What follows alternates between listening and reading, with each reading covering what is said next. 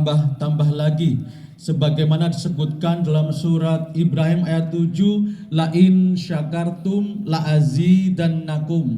Seandainya kamu bersyukur, pasti aku tambahkan dengan kenikmatan yang lain. Kemudian selanjutnya marilah kita sampaikan sholawat dan salam kepada junjungan kita Nabiullah Muhammad Sallallahu Alaihi Wasallam.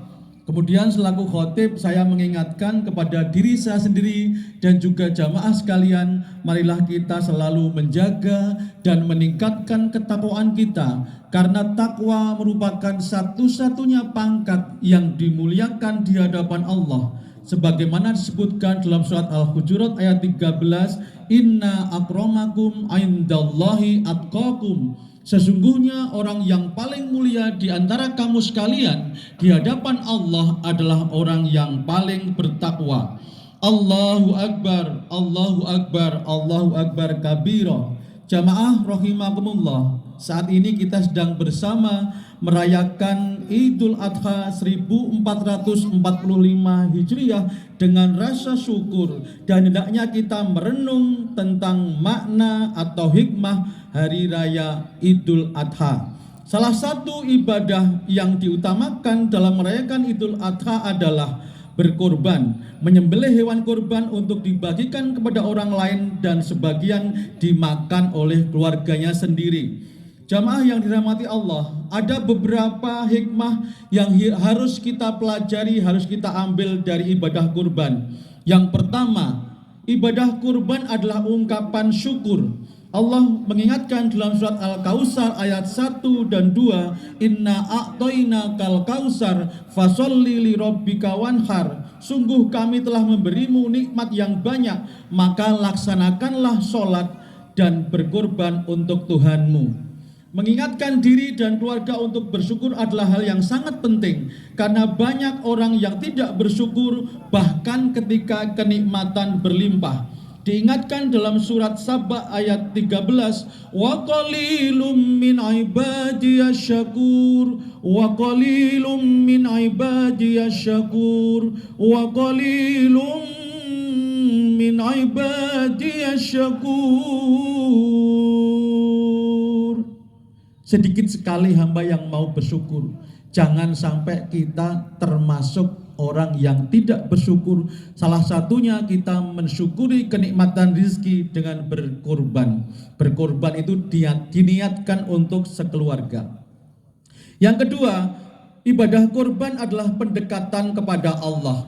Korban arti harfiahnya adalah pendekatan, dengan makna berkorban mendekatkan diri kepada Allah dan juga mendekatkan diri kepada sama manusia. Mendekatkan diri pada Allah harus dibuktikan dengan mentaati perintahnya, termasuk ketika harus dengan modal harta dan kenikmatan yang lain. Jika seorang hamba mau mendekat pada Allah, maka Allah akan membalas pendekatan dengan yang jauh lebih baik. Dalam sebuah hadis Rasulullah bersabda, ini merupakan firman Allah dalam hadis, sebut dengan hadis qudsi, wa in atani yamsi ataituhu harwalatan.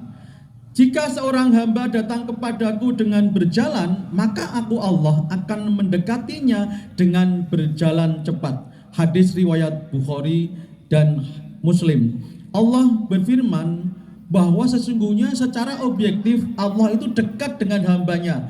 Sebagaimana disebutkan dalam surat Hadid ayat 4, wa huwa ma'akum ainama kuntum. Sesungguhnya dia Allah selalu beserta kamu, selalu ada di dekat kamu. Namun manusia sebagai hamba kadang tidak menyadari secara subjektif, dan ibadah korban adalah bagian dari latihan kita untuk penyadaran diri tentang kedekatan pada Allah. Contohlah Nabi Ibrahim alaihissalam yang selalu mendekat pada Allah dalam keadaan suka dan duka. Dalam surat As-Saffat ayat 99 disebutkan, wa qala inni dzahibun ila rabbi sayahdin. Dan Ibrahim berkata, sesungguhnya aku pergi menghadap Tuhanku dan dia akan memberikan petunjuk kepadaku. Kemudian yang ketiga, ibadah kurban adalah menjalin kebersamaan dengan sesama manusia. Ibadah kurban juga mendidikkan kebersamaan dan kepedulian dengan sesama manusia. Allah berfirman, fakulu minha wa atimul ba'isal fakir, maka makanlah sebagian daripadanya dan berikanlah kepada orang-orang yang membutuhkan dan yang fakir. Surat Al-Hajj ayat 28. Hal ini sejalan dengan tujuan Allah menciptakan manusia di muka bumi, yaitu rahmatan lil alamin. Kesempurnaan dalam beribadah, dalam beragama adalah kita dengan berbuat baik kepada sesama.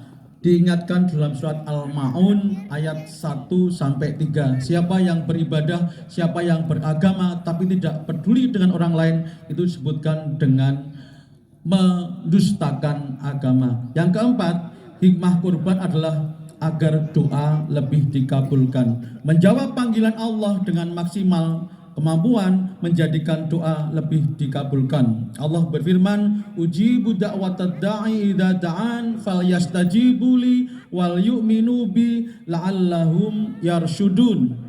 Aku mengabulkan permohonan orang-orang yang berdoa apabila ia mau bermohon kepadaku, maka hendaklah mereka memenuhi segala perintahku dan hendaklah mereka beriman kepadaku agar mereka selalu berada dalam kebenaran. Surat Al-Baqarah ayat 186. Kemudian yang terakhir, ibadah kurban adalah sebagai upaya menjaga jarak kita dengan dunia.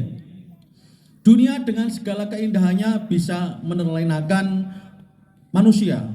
Allah mengingatkan, wa mal hayatud dunya illa mata'ul hurur. Surat Al-Hadid ayat 20. Dan ingatlah bahwa sesungguhnya kehidupan dunia itu adalah kenikmatan yang menipu. Berkaitan dengan menjalani kehidupan dunia, Ali bin Abi Thalib radhiyallahu an pernah memberikan nasihat, jalanilah kehidupan di dunia ini tapi jangan biarkan dunia ini masuk ke dalam dirimu. Kehidupan dunia ibarat air laut. Ketika perahu berada di atas air, ia mampu berlayar dengan selamat sempurna. Tetapi ketika air masuk ke dalamnya, perahu itu akan tenggelam. Berkorban adalah latihan untuk tidak memegang erat dunia, tetapi melepaskan sebagian untuk melaksanakan ketaatan cinta kepada Allah. Mari kita renungkan sabda Rasulullah, "Man kana lahu sa'atan walam yaldoh fala yaqrabanna musallana." Siapa yang mempunyai kemampuan untuk berkorban tetapi tidak berkorban, maka jangan-jangan mendekati tempat sholat kami. Hadis riwayat Ahmad dan riwayat Ibnu Majah. Betapa indahnya korban yang syarat makna bagi orang yang beriman. Diucapkan selamat bagi yang sudah berkorban tahun ini. Semoga Allah menerima amal ibadah kita dan membalas dengan limpahan rizki yang penuh barokah. Bagi yang belum, segera berniat menabung untuk berkorban di tahun-tahun yang akan datang. Allahu Akbar, Allahu Akbar, Allahu Akbar kabiro. Marilah kita tutup khutbah kali ini dengan bersama-sama berdoa agar doa kita lebih dikabulkan, sertakan keyakinan yang penuh dan prasangka yang baik kepada Allah. A'udzubillahi minasyaitonirrajim. Bismillahirrahmanirrahim.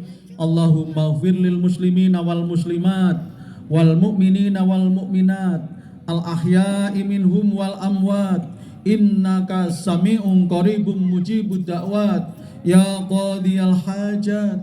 Allahumma arinal haqqa haqqa warzuqna tiba'ah wa arinal batila batila warzuqna jtinabah. Allahumma kfina bihalalika an haramika wa aghnina bifadlika amman siwak.